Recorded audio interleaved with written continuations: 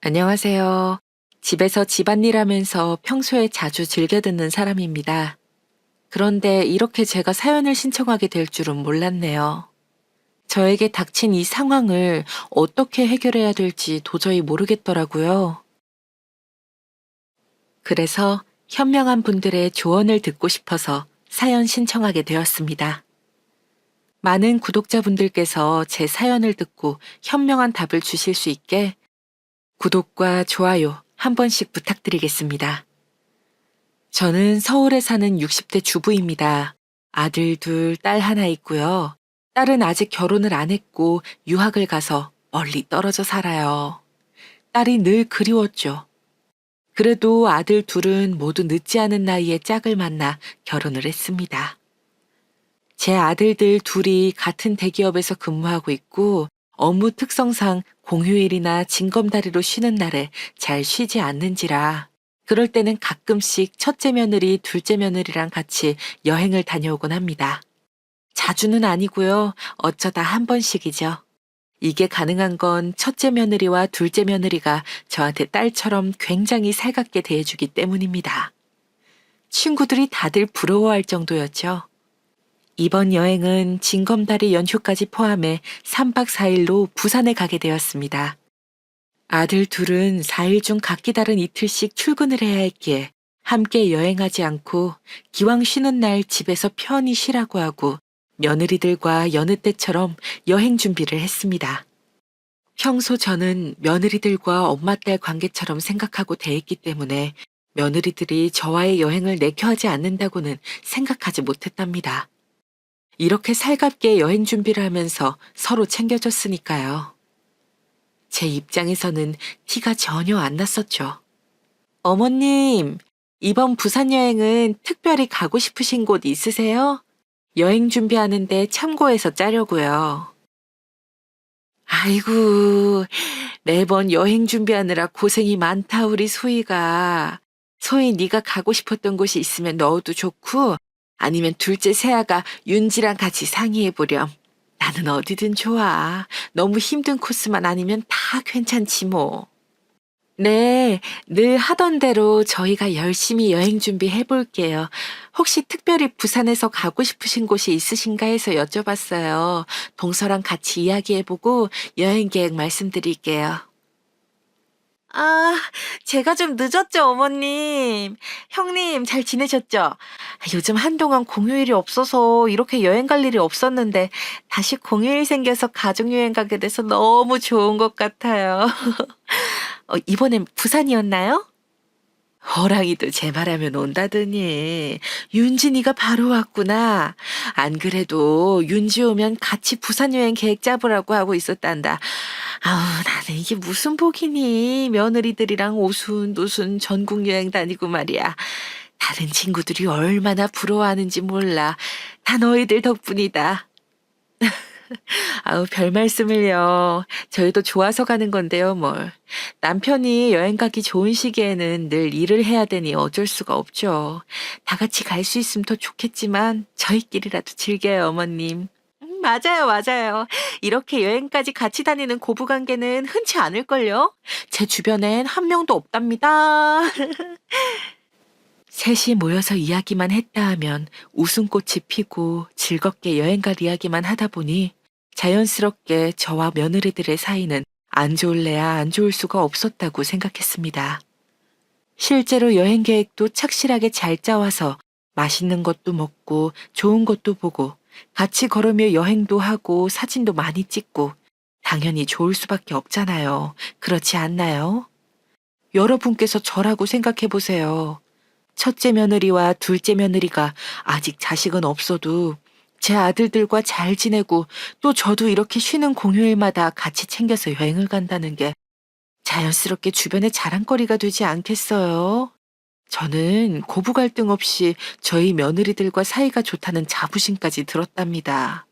심지어 계모임과 공휴일이 겹치면 저는 망설임 없이 계모임을 포기하고 며느리들과의 여행을 택할 정도였으니까요. 아니, 자기는 개 모임에 공휴일 끼면 항상 안 나오더라. 이번에도 또 며느리들이랑 같이 놀러 가는 거야? 맞아. 아우, 미안, 미안. 그래도 개또는 계속 내잖아. 워낙 나랑 딸처럼 지내는 며느리들이라서 이번 개모임도 못 갈 것 같아. 개또는 입금했어. 확인해주고. 오케이, 입금 확인. 아, 그러고 보니까 첫째 며느리가 이렇게 자기를 챙겨주는 것도 놀라운데, 둘째 며느리까지 어쩜 그렇게 자기랑 엄마와 딸 사이처럼 잘 지내면서 여행도 때마다 같이 다니지? 남들은 서로 못 잡아먹어서 안달이라고 스트레스 투성이라는데, 고부 갈등 난리잖아. 자기만 안 그러니까 너무 신기해서 맨날 물어보게 된다. 그러면 이번엔 어디로 여행 가는 거야? 부럽다. 이번에는 부산에 가기로 했어. 나도 신기하지 뭐. 우리 소희랑 윤지가 나한테 참 잘해줘서 미안하고 고맙고 늘 그래. 아들들 일하느라 고생하는 대신에 며느리들이 딸이 돼서 같이 놀 수도 있고 그래서 나는 너무 행복하지. 일하는 아들들이 안쓰럽긴 하지만.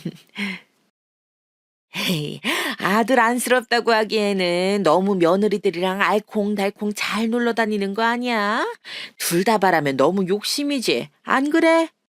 어쨌든 미리 전화줘서 고마워. 자기 이번에는 참석 안 하는 거 체크해 놓을게. 며느리들이랑 부산 여행 재밌게 잘 다녀오고 사진 좀 보내줘. 대리 여행이라도 하게. 여행 어땠는지 나중에 전화로 들려주고.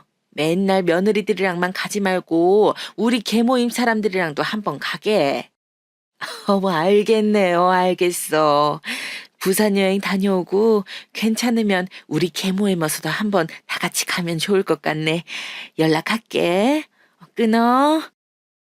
어느덧 부산 여행이 다가왔고 예정대로 셋째 며느리와 둘째 며느리 그리고 저 이렇게 셋이서 KTX 기차를 타고 이동하기 시작했습니다. 가을 하늘이 맑고 푸르른 것이 기차 여행을 하면서 풍경을 보니 더 선명하게 느껴지더라고요. 지나가면서 보이는 벼들도 점차 노랗게 노랗게 물들고 있었습니다. 그 모습을 볼 수 있다는 게 기차 여행의 묘미겠지요. 가는 내내, 물론 2시간 반이라는 어찌 보면 짧고도 긴 시간 동안 첫째 며느리와 둘째 며느리는 눈을 감은 채로 아무 말 없이 가더라고요. 물론 KTX 안이 조용히 해야 하는 공간은 맞지만 어쩐지 조금 머쓱했습니다. 첫째 며느리는 평소 자주 먹는 수면제를 먹지도 않았는데 평소에 불면증이 있다는 것이 믿기지 않을 정도로 잘 자더군요. 마음이 놓였습니다. 조금 스트레스가 사라진 게 아닐까 하고요. 곧 도착이라는구나. 이제 슬슬 나갈 준비를 해보자. 네, 어머님. 벌써 다 도착했나 보네요. 잠들었더니 금방 시간이 순식간에 가버렸네요. 아, 형님, 일어나세요. 다 왔대요. 다 왔군요. 부산이네요. 얼른 내릴 준비해야겠어요. 소희도 윤지도 둘 다 비몽사몽일 텐데 입고 내리는 물건 없는지 잘 살피고 내리렴. 이제 가볼까? 네, 어머님. 내려서 제가 렌트해 놓은 곳으로 안내할게요. 부산은 지하철에 계단이 많아서 오르락내리락 불편하실 것 같아가지고 렌터카 준비해 놨어요. 아우, 역시 형님. 센스가 넘치셔요. 어머님, 이쪽으로 오셔요.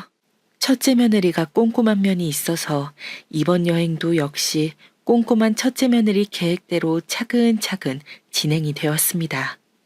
부산에서 처음 여행한 코스는 바다를 향해 우뚝 솟은 절벽 위에 자리 잡고 있어서 멋진 전망으로 유명한 태종대였습니다. 첫째 며느리가 운전하는 렌터카를 타고 이동했죠. 태종대는 동문, 남문, 남강루, 동강루로 이루어져 건축물과 유적뿐만 아니라 아름다운 정원과 조각물까지 너무나 좋은 여행지더라고요. 특히 부산의 아름다운 해안 경치를 감상하기에 딱 좋은 가을 날씨여서 더 사진도 많이 찍고 첫째 며느리, 둘째 며느리 모두 기분이 좋아 보였습니다. 태종대 전체가 공원으로 조성되어 있더라고요. 산책하기에도 너무 좋았고요. 주변에 부산의 대표적인 관광지인 오륙도와 해동용궁사가 있었는데 첫째 며느리가 짜온 코스대로 저희는 오륙도로 먼저 향했습니다. 오륙도는 작은 섬으로 세종대에서 다리를 건너가면 갈 수 있더라고요. 해동용궁사는 아름다운 절로 유명합니다. 해동용궁사도 끝내주는 절경이더군요. 물론 공휴일을 끼고 여행을 와서 사람이 꽤 많았지만 이때 아니면 또 제가 언제 며느리들이랑 이런 좋은 경치를 구경할 수 있겠어요. 여행 첫날부터 날씨도 좋고 사진도 많이 찍고 구경하면서 오래 걸었더니 금방 피곤해지더라고요. 그래서 며느리들에게 혹시 저녁을 숙소 근처에서 먹고 일찍 쉬는 게 어떻겠냐고 했더니 흔쾌히 알겠다고 하더라고요. 오늘 부산에서 태종대도 가고 오륙도도 가고 해동용궁사까지 너무 알찬 구경을 해서 그런지 다리도 아프고 슬슬 피곤하네. 너희는 괜찮니? 어머니 저희는 아직 괜찮은데 어머님 힘드시면 쉬셔야죠. 제가 첫날 코스를 조금 무리하게 짜긴 했나 봐요. 저녁 찾아놓은 곳이 있긴 한데 늙으니까 몸이 안 따라주나 보다. 마음 같아서는 소희가 짠 코스를 다 가고 싶긴 한데 혹시 저녁을 숙소 근처에서 간단히 먹는 건 어떻겠니? 네, 그럼요. 숙소 근처에서 간단히 먹을 수 있는 게 어떤 것들이 있는지 찾아볼게요. 그러면 돌아가는 길 운전은 제가 할게요. 형님께서 저녁 먹을 곳 찾는 것 좀 부탁드려요. 어머님, 얼른 타세요. 둘 다 이해해줘서 고맙구나. 그래, 얼른 숙소 쪽으로 가서 쉬자. 네, 당연하죠. 출발합니다. 제가 저녁으로 먹을 맛있는 식당 찾아볼게요. 숙소에 도착 후 짐을 풀고 바로 저녁을 먹으러 갔습니다. 해물찜이나 회를 먹자고 하는 둘째 며느리에게 오늘은 간단히 밀면이나 먹는 건 어떻겠냐고 했더니 제가 먹고 싶은 걸로 먹으러 가자고 하더라고요. 꽤 오랜만에 여행하는 데다가 많이 걸었기 때문에 생각보다 제 몸이 많이 힘들었나 봅니다. 얼른 먹고 숙소에 가서 씻고 누워있고 싶더군요. 밀면집에서 면과 매운 양념장, 신선한 야채로 된 부산의 민속 음식 밀면을 먹고 나니 향긋하고 쫄깃하더라고요. 너무 맛있어서 허겁지겁 먹었던 것이 생생하게 기억이 납니다. 숙소 바로 앞이어서 들어가자마자 먼저 씻겠다고 하고 샤워를 했습니다. 첫째 며느리와 둘째 며느리가 짐 정리를 하는 동안 금방 씻고 나왔는데 둘째 며느리가 음료수를 건네는 겁니다. 어머님, 아까 밀면 먹고 입이 텁텁하실 수도 있을 것 같아서 편의점에서 감귤 주스 좀 사왔어요. 한 잔 드릴게요. 둘째가 센스가 있구나. 고맙네. 잘 마실게. 안 그래도 시원하게 음료수 한 잔 했으면 좋겠다고 생각했는데 첫째가 요즘 약 때문에 술을 안 마시니까 숙소 와서 술도 안 먹고 그래서 생각을 딱 접었었거든. 음료수가 있으니 좋구나. 역시 동서가 센스가 있죠. 저도 마셔봤는데 시원하고 좋더라고요. 아우, 시원하니 맛 좋구나. 그나저나 우리 드라마 할 시간 안 되었나? 어머님 챙겨보시는 드라마 할 시간 거의 다 되었네요. 제가 채널 돌려놓을게요. 잠시만요. 그날 많이 걸어다니고 구경하느라 피곤해서 그런지 드라마를 보는데도 솔솔 잠이 오더라고요. 그래서 드라마를 얼마 보지도 못하고 제가 졸고 있더라고요. 한마디로 기절 직전이었습니다. 그래서 며느리들에게 난 이제 자야겠다고 도저히 졸려서 안 되겠다고 난 침대에 가서 누워야겠다고 하고 침대 쪽으로 와서 누웠습니다. 그런데 누워서 완전히 골아떨어지기 전에 밖에서 꿈인지 생시인지 이상한 소리가 들리더군요. 형님, 이거 진짜 효과 있는데요? 어머님 드라마 시작한 지 5분도 안 돼서 잠드시더라고요. 알아서 침대 가서 누우시니 편하네요. 잠 안 올 때 먹으면 진짜 효과 좋은 수면제니까. 이건 먹어본 사람만 안다니까.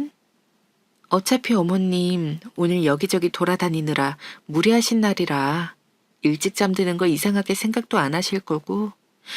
그래도 조금 안 내키긴 하네. 형님, 저희 할 만큼 한 거잖아요. 우리 꼭 이렇게까지 해야 해요? 진짜 저는 결혼하고 나서 형님께서 계속 어머님이랑 둘이 여행 다니신 거 알고 놀랐잖아요. 요즘 남편이랑도 안 가는 마당에 무슨 어머님이랑 대리효도도 아니고. 저는 형님께서 무슨 날개 잃은 천사이신 줄 알았어요. 솔직히 이번 부산 여행도 오기 싫었어요. 이런 재미라도 있어야죠. 나도 어머님이랑 여행 당연히 좋아서 오는 건 아니야. 매번 여행 계획 짜서 모시고 효도 관광 해야 되지. 음식도 잠자리도 편하지 않으면 안 되니까 늘 노심초사해야 하지. 여간 피곤한 게 아니야. 차라리 일하는 남편이 부러워. 일하고 나면 쉴 수가 있으니까. 그런데 나랑 동서는 쉬지도 못하고 효도 관광이나 다녀야 하니 말이야. 그래, 오늘은 어머님께 수면제 드리길 잘한 것 같아. 푹 쉬시라고 하고 우리는 얼른 다녀오자고. 네, 형님.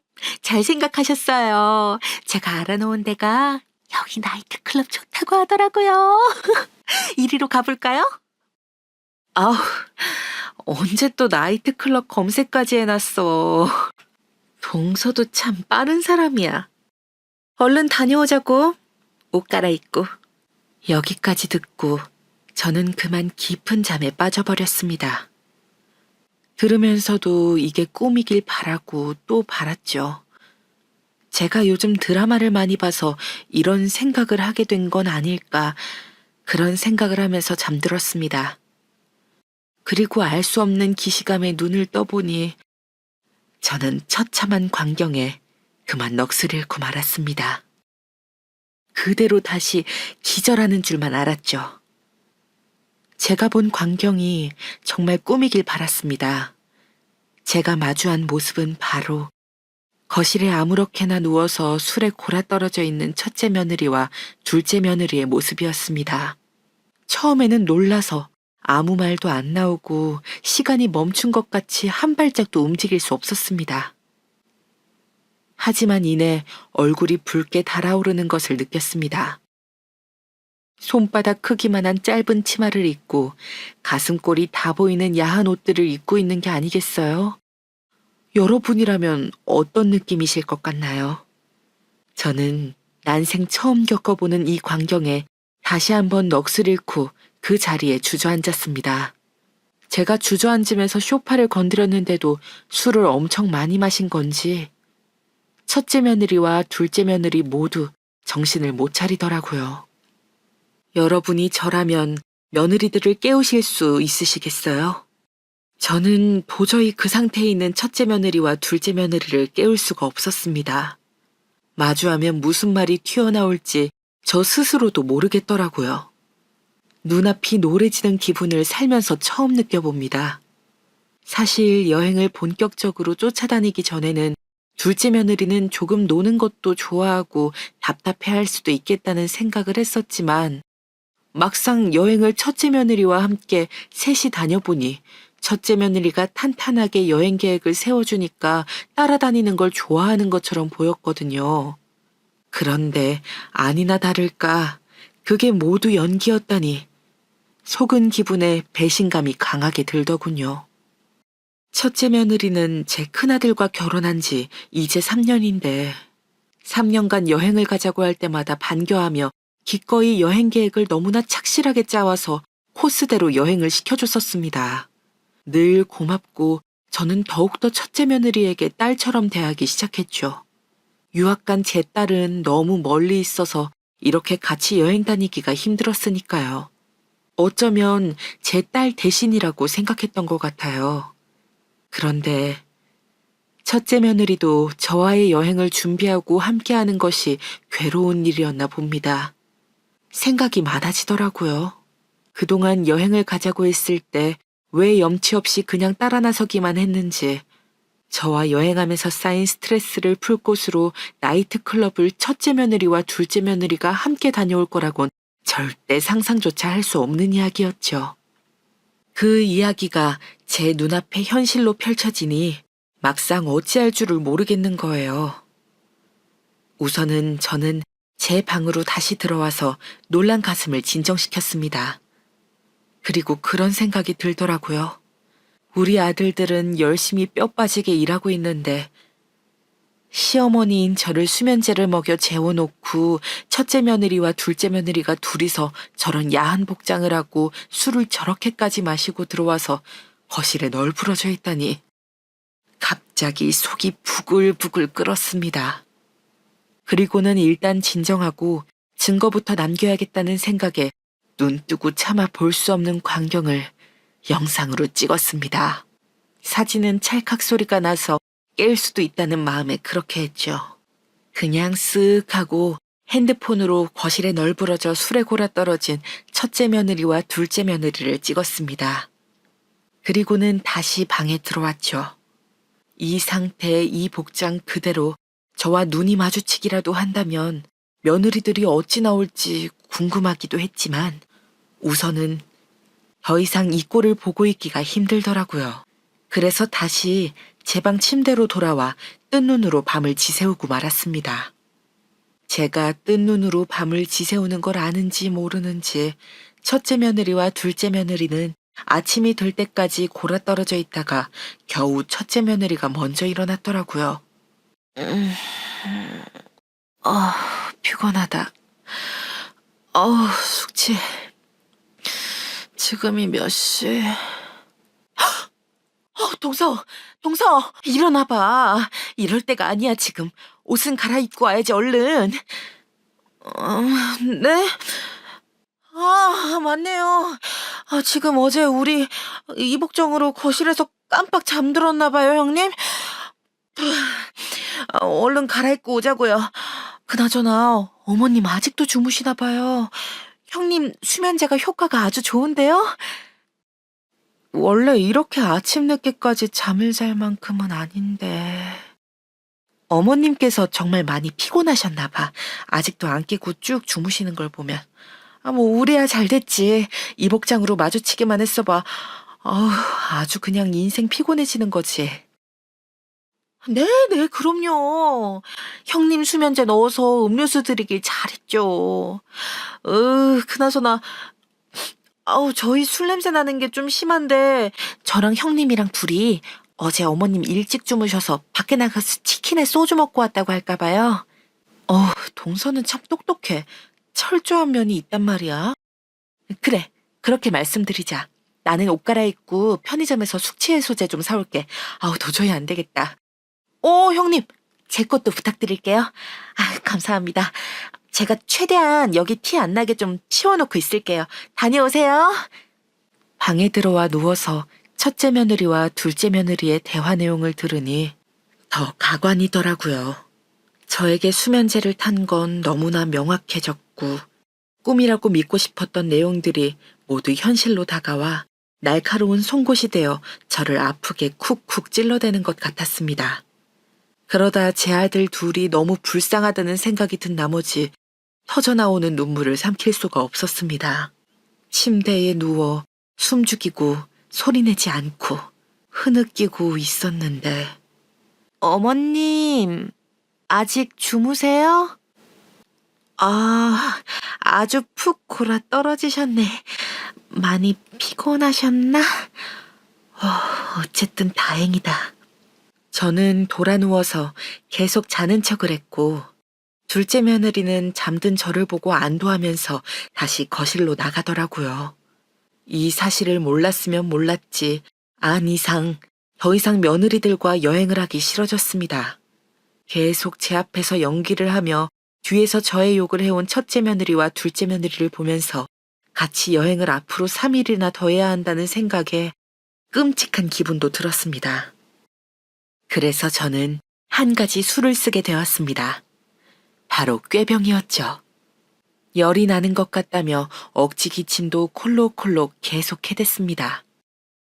독감에 걸린 것처럼 몸이 무겁고 도저히 걸을 수가 없다며 첫째 며느리와 둘째 며느리에게 미안하다고 하며 여행을 빨리 끝내고 다시 서울로 올라가자고 했습니다. 내가 몸이 너무 안 좋아서 독감 증상이랑 똑같이 계속 몸이 무겁고 열이 나고 으슬으슬 춥고 이렇게 재채기도 심하고 여행을 더 다니는 게 힘들 것 같다. 열심히 소인이가 준비해 준 건데 여행을 내가 망친 것 같아서 미안하구나. 아니에요, 어머님. 아프시면 당연히 얼른 올라가서 쉬는 게 우선이죠. 여행 계획 짜둔 거는 나중에 와서 또 여행하면 되는걸요. 너무 미안해 마세요. 제가 올라가는 KTX 기차표 변경해 볼게요. 잠시만요. 네, 맞아요, 어머님. 아플 땐 집에서 쉬는 게 최고죠. 형님, 제가 짐 정리하고 있을게요.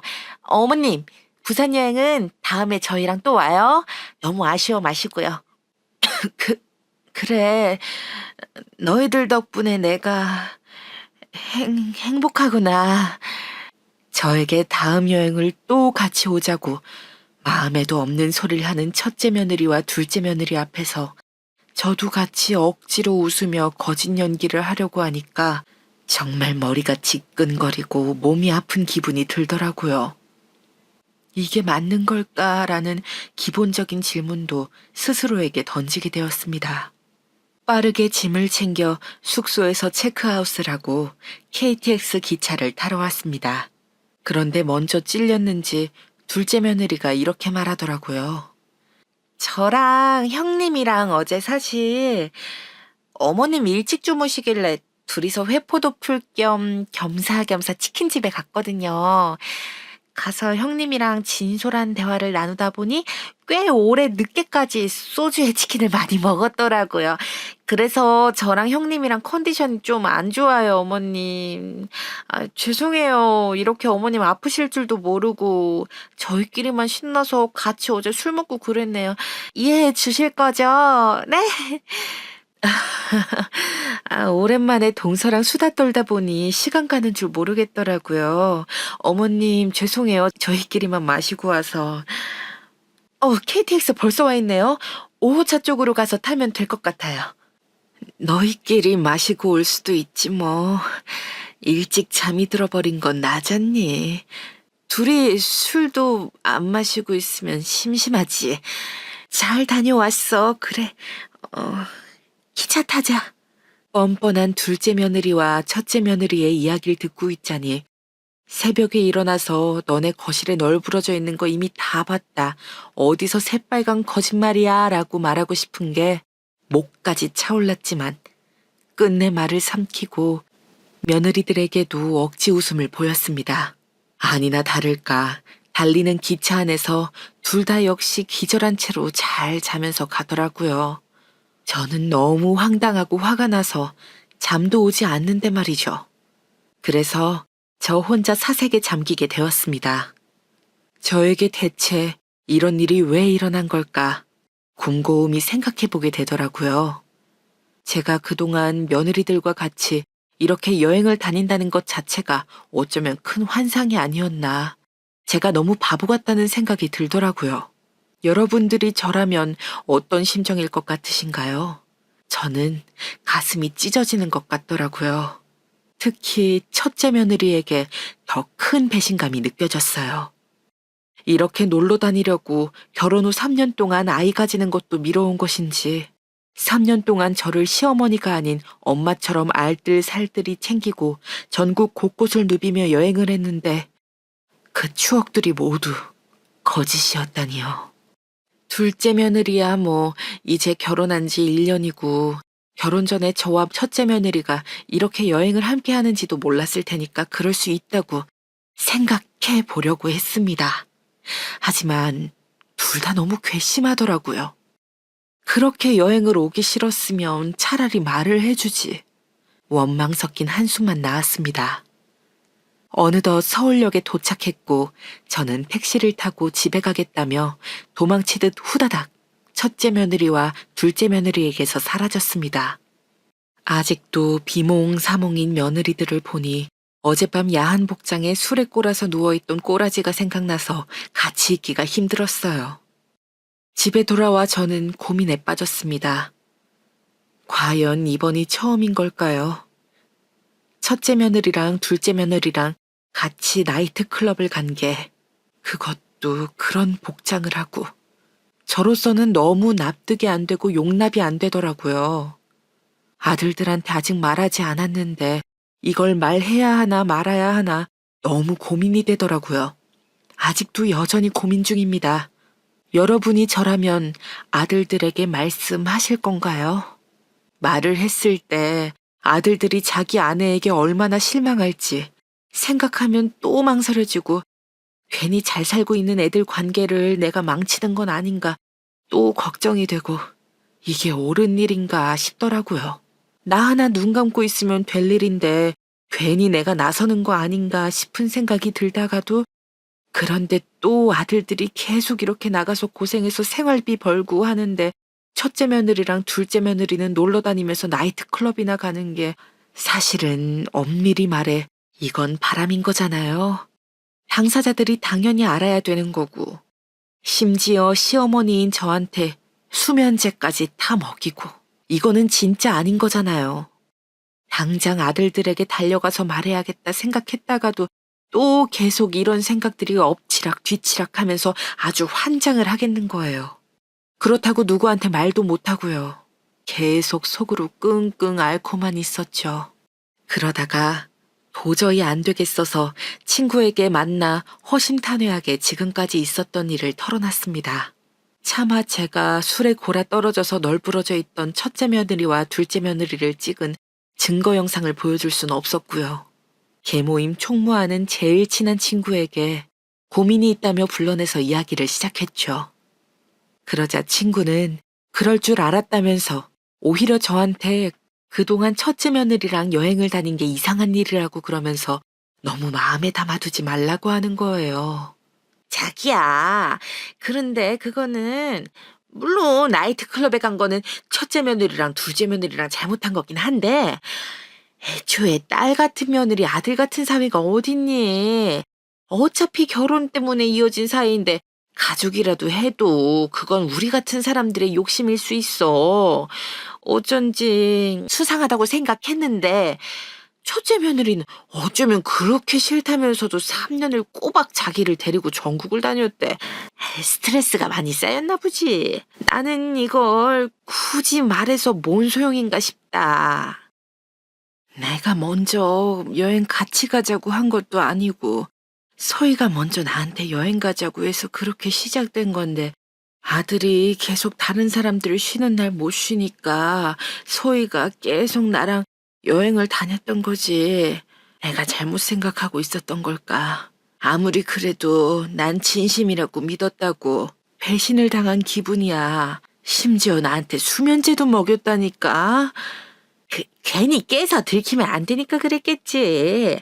그만큼 첫째 며느리랑 둘째 며느리가 자기한테 안 들키고 싶어서 노력한 거잖아. 나는 이번이 처음 그런 게 아닐까 싶은데 자기 생각은 어때? 둘째 며느리 쪽은 결혼한 지 이제 1년이라며. 아무리 그래도 난 영 꺼림직하고 그래서 그러지. 아무런 죄도 없는 내 아들만 불쌍하잖아.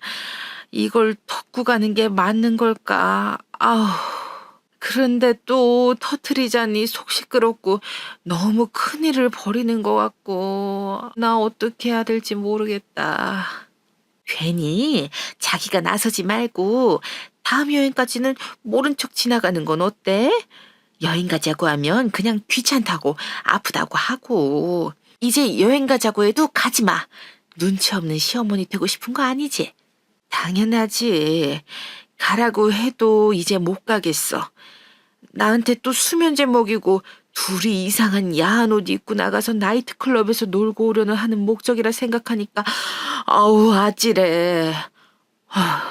요즘 한숨만 나오고 미치겠다 진짜로. 너무 마음에 담아두지 말고. 근데 자기 아들내미 온다 그러지 않았어? 짐이 바뀌었다며. 맞아. 아유, 내가 정신없이 내리다가 첫째 며느리 짐을 대신 들고 왔더라고. 여행 가방이 좀 비슷하게 생기긴 했어. 내 정신이 없었지. 그래서 안 그래도 아들이 마침 일 끝나서 집으로 와서 짐 가져간다고 했어. 벌써 3시네. 이제 가야겠다. 정신없이 도망치듯 첫째 며느리와 둘째 며느리에게서 벗어나다가 첫째 며느리 짐과 바꿔서 들고 온 걸 아들 전화를 받고 알았습니다. 그래서 아들이 찾으러 올 때까지 잠시 친구와 만나 고민 상담을 하고 있었죠. 친구와 이야기하다 보니 어느새 시간이 금방 흘러 아들이 짐을 찾으러 올 시간이 거의 다 되었습니다. 그래서 부랴부랴 집에 와서 아들을 반갑게 맞아주었죠. 어쩐지 그날따라 아들의 표정이 더 피곤해 보이고 부쩍 수척해진 모습이었습니다. 괜시리 마음이 아프더라고요. 엄마, 짐 이거 맞죠? 아프시다더니 몸은 많이 괜찮아지신 것 같네. 다행이에요. 내가 정신없이 집에 오느라 짐을 바꿔 들고 왔네. 바쁠 텐데 여기까지 또 오게 해서 미안하다. 안 그래도 피곤할 텐데 요즘 일은 어때? 늘 비슷하죠 뭐. 괜찮아요 저는. 회사에서 전화 들어오네요. 잠시만요. 그 잠깐 사이에도 정신없이 회사에서 오는 전화를 받으러 가는 아들을 보며 마음이 착잡해지더라고요. 그래서 우선 아들에게 간단히 마실 음료라도 만들어주려고 믹서기에 토마토랑 이것저것 넣어서 갈아서 주러 갔습니다. 그런데 그만 아들이 통화하는 소리를 듣고만 저는 너무 소스라치게 놀라서 들고 있던 토마토 주스를 떨어뜨릴 뻔했습니다. 다행히 떨어뜨리지는 않았지만 제가 잘못 들은 게 아닐까 계속 의심하며 귀 기울일 수밖에 없었습니다.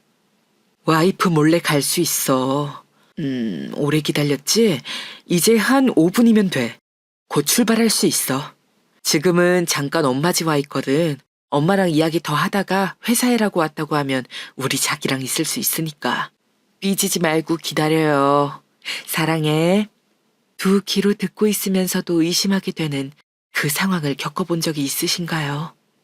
저는 어제 첫째 며느리와 둘째 며느리가 저 몰래 나이트클럽 갔다가 새벽에 술 먹고 취해서 그러고 있는 걸 보게 되었을 때보다 더 큰 충격을 받았습니다. 제 아들이 바람을 피고 있었다니요. 첫째 며느리한테 오히려 면목이 없는 사람이 되고 만 것입니다. 졸지에 갑자기 입장이 바뀌어 버리다니 놀란 가슴을 진정시키고 아들에게 이야기를 해야 되나 말아야 되나 고민하던 찰나에 오히려 아들의 비밀을 알아버리게 된 것입니다. 여러분께서는 이런 느낌 상상이 되시나요? 마치 벼랑 끝에 떨어져서 안간 힘을 쓰고 있다가 지푸라기라도 잡았더니 그 지푸라기가 부서져 버려서 추락하는 그런 기분이었습니다.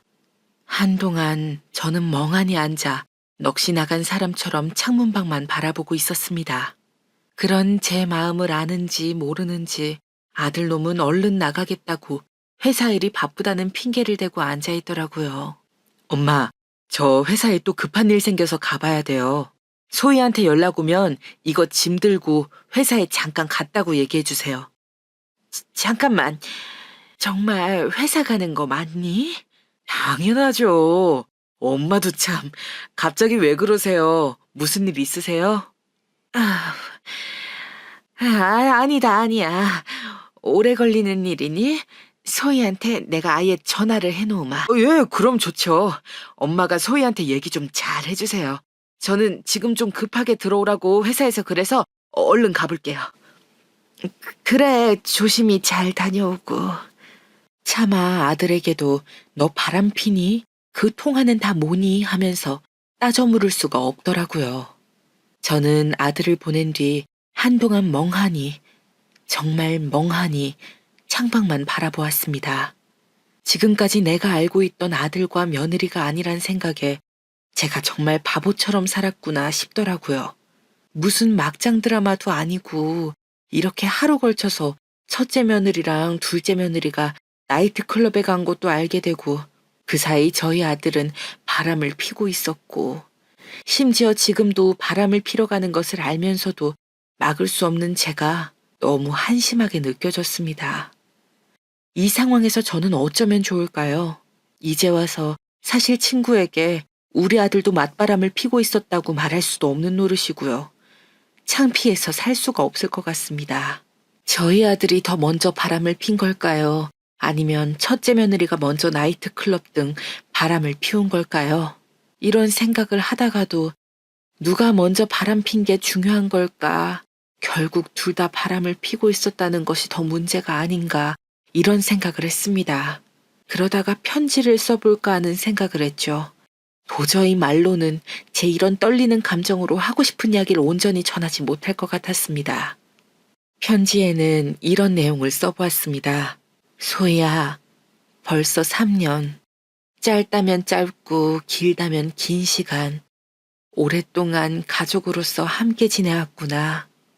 소희가 첫째 며느리로서 여러모로 나한테도 많은 도움을 주었고, 소희 네가 아니었으면 둘째도 그렇고 둘째 며느리 윤지도 이렇게 함께 다 같이 조화를 이루면서 우리 가족이 화목하게 지낼 수는 없었을 것 같다. 늘 마음속에 언제나 딸처럼 생각하면서 소희 네가 계획해온 여행 덕분에 행복하게 지낼 수가 있었어. 이 편지는 내 마음속에 묻어두려다가 솔직하게 털어놓는 게 좋을 것 같아서 쓰게 되었단다. 우리 부산 여행을 마치고 짐이 바뀐 바람에 형우가 짐을 찾으러 왔을 때 알게 되었어. 바람을 피고 있다는 것을. 우연히 통화를 엿듣게 되었고 누가 들어도 바람이 난 게 확실해 보이더구나. 큰 충격이었다. 소희 네가 나한테 그렇게 잘해주고 알뜰살뜰하게 챙겨주고 있을 때 바람이라니. 나는 내 아들에 대한 실망과 상처로 느껴질 수도 있지만 그보다는 지금까지 우리 가족이 함께 지켜온 것들을 깨지 않고 중요하게 소중하게 지켜야겠다고 생각했지. 그렇다고 아는 걸 모른다고 하는 것은 너무 큰 위선이라고 생각했단다. 그래서 솔직하게 너한테 터놓는 거야.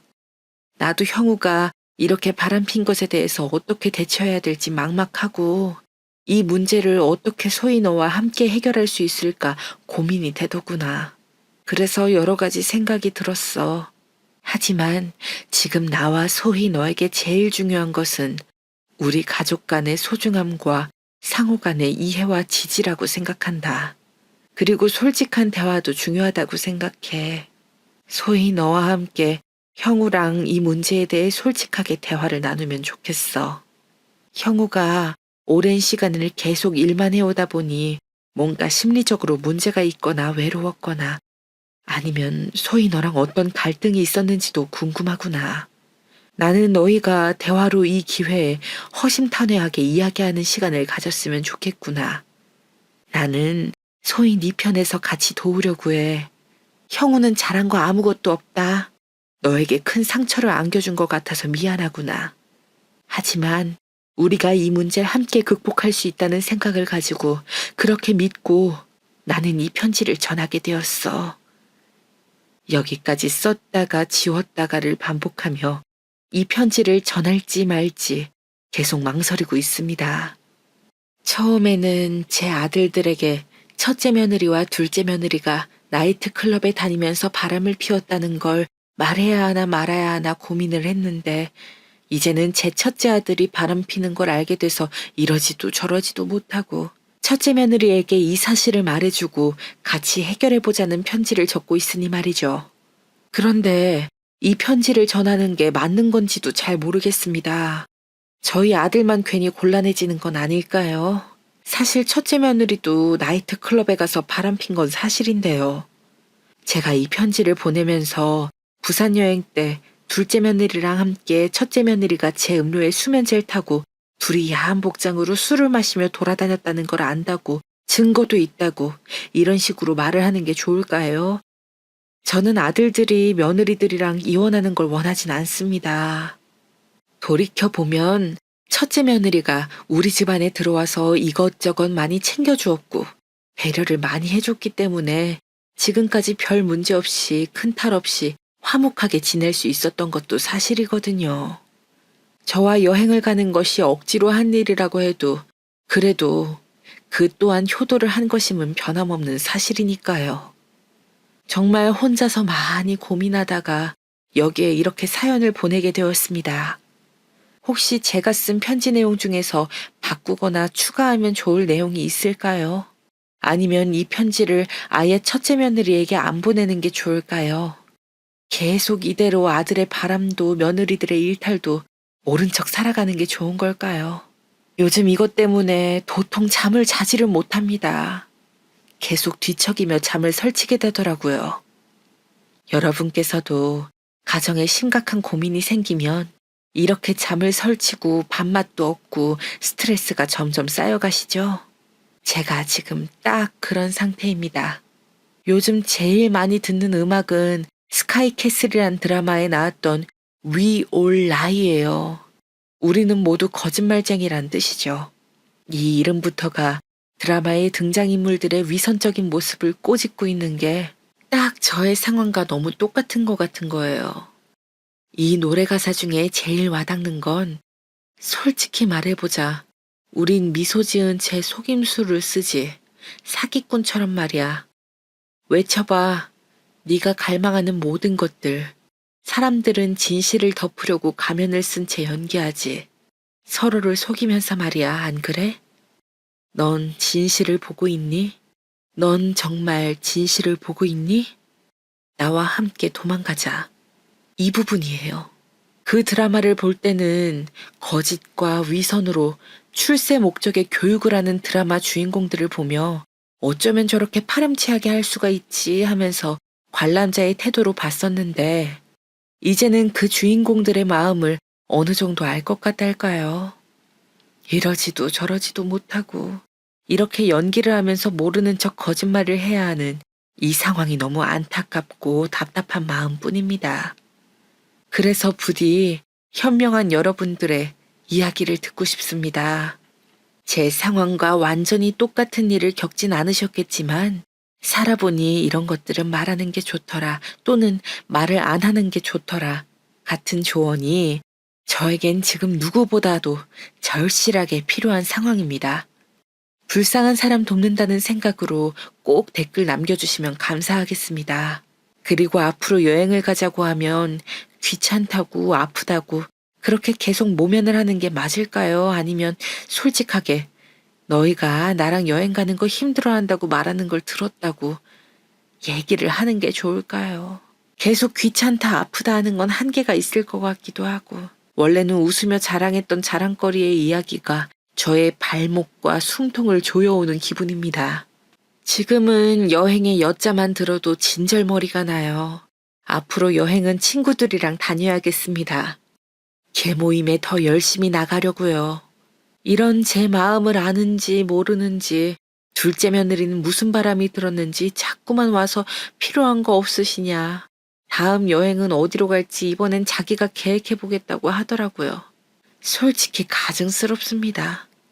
또 어디 나이트클럽 가려고 하나. 이제 이런 생각밖에 안 들거든요. 첫째 며느린 말할 것도 없고 둘째 며느리도 얼굴을 보기가 힘들어요. 위선적이라는 생각밖에 안 듭니다. 차라리 멀리 떨어져 지내고 명절 때나 한 번 얼굴 보는 게 속 편할 것 같기도 합니다. 하루아침에 이렇게 딸 같던 며느리들이 남보다 못한 사이처럼 느껴지는 기분. 어떤 건지 짐작이 가시나요? 저와 비슷한 경험이 있으시거나 주변에 이런 사연이 있는 분이 있다면 어떻게 해결하셨는지 댓글로 알려주시면 참고가 많이 될 것 같아요. 남보다 못한 고부관계라더니 저는 그 말이 저에겐 전혀 해당 사항이 없는 말인 줄 알았습니다. 제가 처한 상황이 딱 그 모습이더라고요. 그래서 요즘엔 집안에 있으면 생각이 많아지고 자꾸만 우울해지는 것 같아서 개모임이 아니더라도 친구들이랑 자주 만나려고 노력합니다. 산책이라도 더 하려고 하고요. 그 전에는 여행을 가니까 가기 전까진 크게 심심하다고 느끼지도 않고 우울하지도 않았는데 말이죠. 이렇게 변한 제 모습이 저도 신기합니다. 그러나 차마 제일 친한 친구에게조차 제 아들도 맞바람을 피고 있었더라는 그 말은 도저히 못하겠더라고요. 그렇다고 멀리 유학가 있는 딸에게 이런 이야기를 터놓고 말할 수도 없고요. 괜히 제 걱정만 더하겠죠. 옆에서 도움을 못 준다며 미안하다고 괜히 멀리서 혼자 고군분투하면서 열심히 공부한 애한테 이런 걱정을 안겨주고 싶지 않더라고요. 그래서 정말 저는 지금 어디에도 털어놓을 수가 없어서 이렇게 지푸라기라도 잡는 심정으로 사연을 보내게 되었습니다. 제 사연을 여기까지 들어주셨다면 어떤 것이라도 좋으니 말씀 남겨주시면 큰 힘이 될 것 같습니다. 여기까지 사연을 쓰면서 든 생각은 정말 세상 일은 어떻게 될지 모르겠다는 거예요. 저도 제가 하루아침에 이렇게 딸처럼 생각하던 첫째 며느리, 둘째 며느리랑 멀어지게 될 줄 알았나요? 물론 저 혼자 저의 마음속에서 멀리해야겠다고 생각하고 있는 단계이긴 하지만요. 아직도 그 나이트클럽에 가버린 일을 아들들에게 말해야 할지 말아야 할지 고민하고 있어요. 심지어 첫째 아들은 맞바람이라니 기절초풍한 일이 이렇게 벌어지고 나니까 오히려 초연한 마음도 듭니다. 아들들에게 이런 일을 말하는 게 좋을지, 제가 손 떨면서 겨우 찍어놓은 그 증거 영상도 보여주는 게 좋을지 댓글로 의견 부탁드립니다. 감사합니다. 여러분들께서는 고부관계가 어떤지 너무 궁금해요. 제 친구들한테 듣는 것처럼 정말 제가 꿈꿔왔던 저의 첫째 며느리, 둘째 며느리들과 엄마와 딸처럼 지내는 고부 사이는 정말 없는 걸까요? 모두 환상이었던 걸까요? 저는 사이좋은 고부관계도 있다면 이야기를 들어보고 싶어요. 제가 혹시 며느리들에게 잘못된 게 있는지 스스로 한번 돌이켜보고 반성하는 시간을 가지는 것도 좋을 것 같아서요. 혹시 아들이나 딸의 바람으로 안 좋았던 아들-딸 부부관계를 원만히 해결하셨다거나 개인적인 경험담도 정말 좋아요. 말씀 주시면 너무 도움이 될 것 같거든요. 지금까지 긴 사연 들어주셔서 너무 감사드리고요. 이렇게 제 사연을 들어주신 여러분들께 앞으로 행복한 일이 가득하시길, 웃음꽃 필 일이 가득하시길 바라겠습니다. 우리 성진이 불쌍한 우리 아들을 어떡하면 좋아. 부잣집에 태어났다면 진작에 병원에 데려가서 검사를 받게 하고 치료를 받게 했을 텐데 집에 돈이 없어서 차일피일 미룬 게 이토록 큰 비극으로 돌아왔구나. 우리 선진이 대신에 내가 죽었어야 했는데, 가난하고 무식하고 감히 엄마 자격도 없는 내가 죽었어야 했어. 당신만 자격 없는 줄 알아? 나 역시 자격이 없어. 나야말로 부모 자격, 한 집안의 가장이라고 할 자격이 없어. 애가 아파서 끙끙대는데 그걸 보고도 별일 아니겠지. 애들은 원래 어릴 때 곧잘 아프니까 이러며 일부러 아무것도 아닌 것처럼 넘기고자 했던 장본인이 바로 나야. 진짜 죽을 사람은 나야, 당신이 아니라.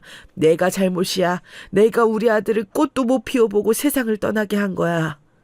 저희 가족에게 남겨진 건 지독한 후회 그리고 병원비였습니다. 청구된 비용이 고스란히 빚으로 남았죠.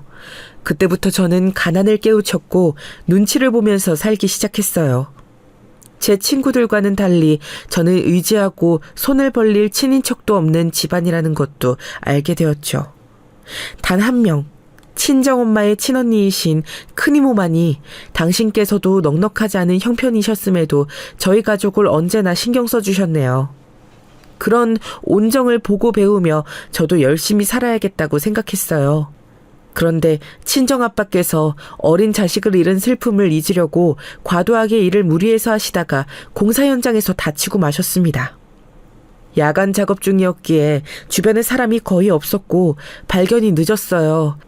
그래서 친정아빠께서는 폐를 비롯한 기관지 그리고 허리를 크게 다치신 후유증으로 오래도록 칩거 생활을 하셔야만 했습니다. 어디를 쉽게 다니실 수가 없었죠. 저희 가족에게는 이중고였어요.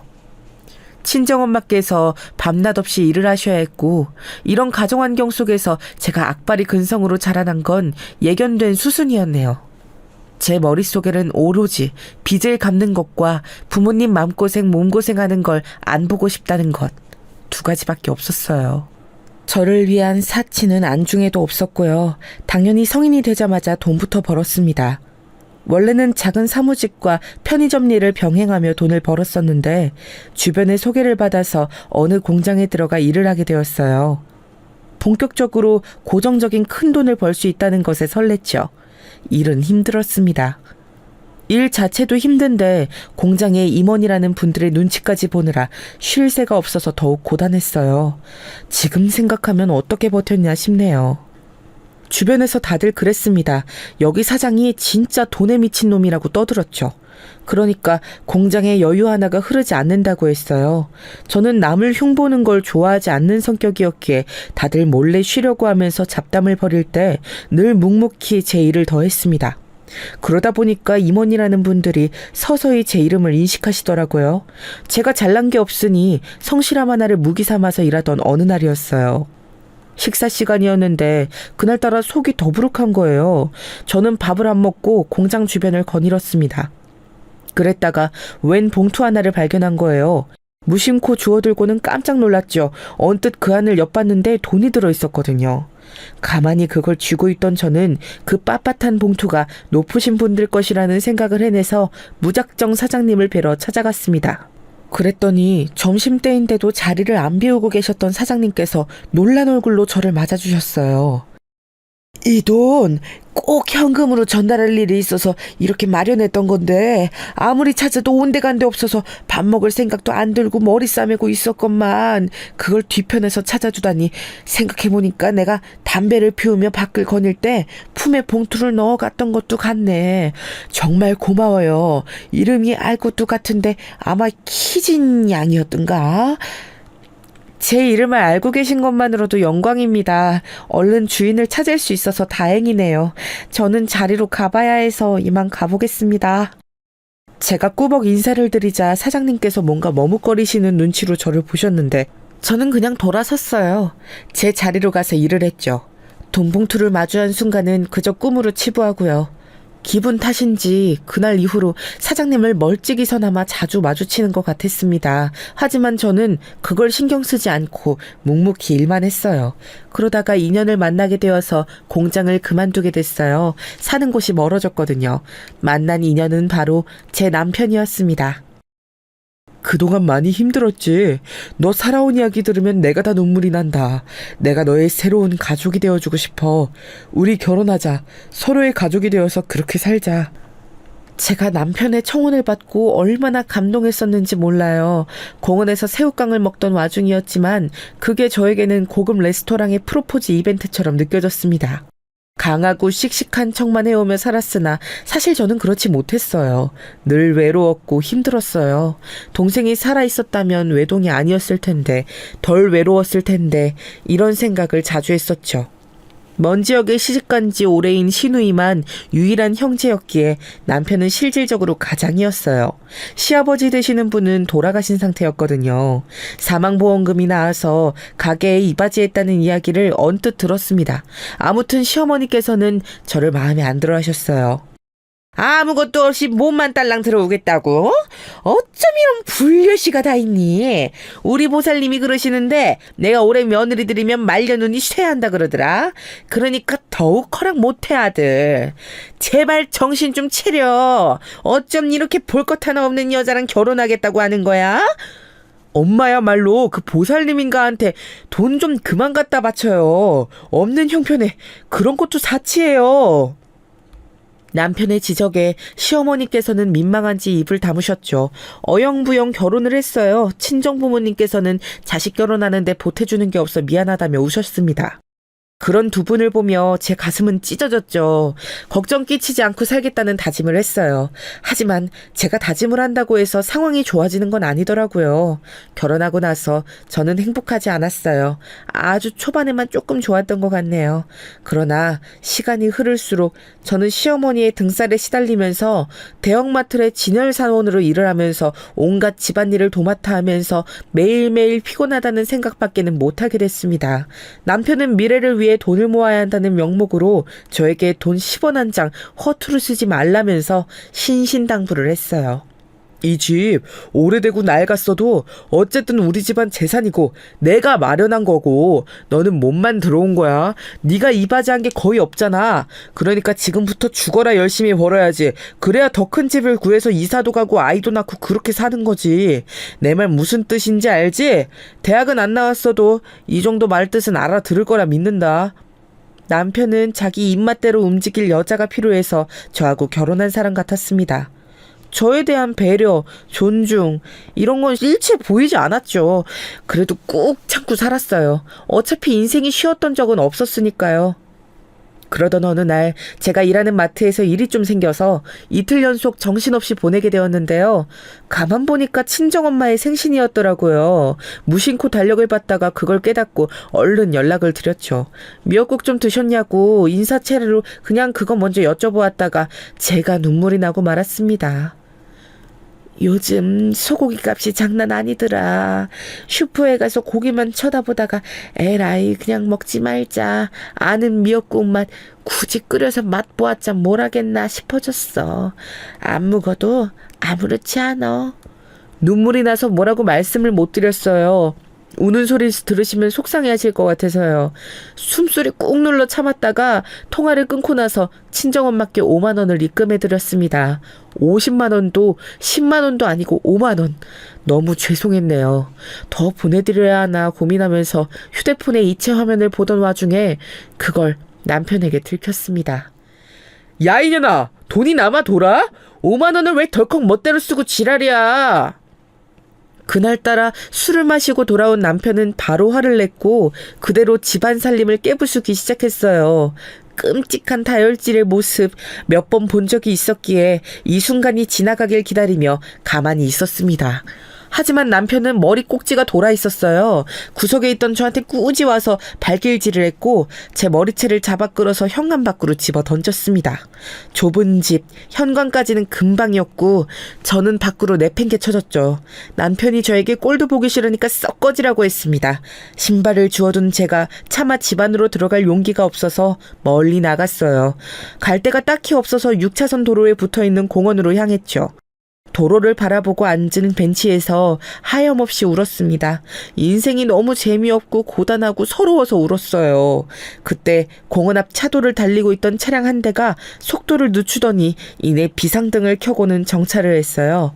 제가 그 눈물을 훔치면서도 갑자기 속도를 눈에 띄게 확 느리게 하고는 아예 멈춰버리기까지 하는 그 차를 무심코 쳐다봤죠. 비상등이 깜빡거리고 있는 그 차의 뒷공무니를 멀찍이 쳐다보면서도 설마 그 차와 저와의 상관관계를 상상하지는 못했습니다. 그러나 곧 뒷좌석 문이 열리더니 웬 중년의 신사분이 내리셔서 곧장 제 쪽을 쳐다보시는 것에 놀라고 말았지요. 제가 단박에 신사라고 여겼던 것은 첫 번째, 그 차가 제가 아예 그런 쪽의 문외함임에도 단박에 최고급이라는 것을 느꼈을 정도로 유명한 외제차였기 때문이고요. 두 번째, 운전석이 아니라 뒷좌석에서 내리신 그분이 아주 격직을 차리진 않은 캐주얼한 정장 차림이셨음에도 불구하고 굉장한 기품을 풍기고 계셨기 때문입니다. 저와는 다른 세상에 살고 계신 게 분명한 신사분께서 저를 향해 걸어오셨고 저는 점점 놀라서는 눈물이 쏙 들어가 버렸죠. 대관절 누구이시냐고 여쭈어보기에는 저희 눈썰미와 기억력이 썩 나쁘지 않았거든요. 저는 한참 울고 난 직후라서 힘이 빠져 후들거리는 다리로 자리에서 일어나 어느새 저의 지척까지 따라온 그분을 보며 말씀드렸습니다. 설마 사장님이신가요? 나를 바로 알아보시는 것 같군요. 신기하다고 해야 할지 아니면 다행이라고 해야 할지 모르겠습니다. 내가 요 며칠 꿈자리가 아주 심상치 않았는데 오늘 이런 순간을 맞이하려고 그랬던 것 같네요. 이름이 아마 박희진 양이었죠. 제가 생산공장 운영하고 있던 시절에 아주 일을 잘해주었던 희진 양, 내가 아주 똑똑히 기억하고 있습니다. 네, 제가 박희진입니다.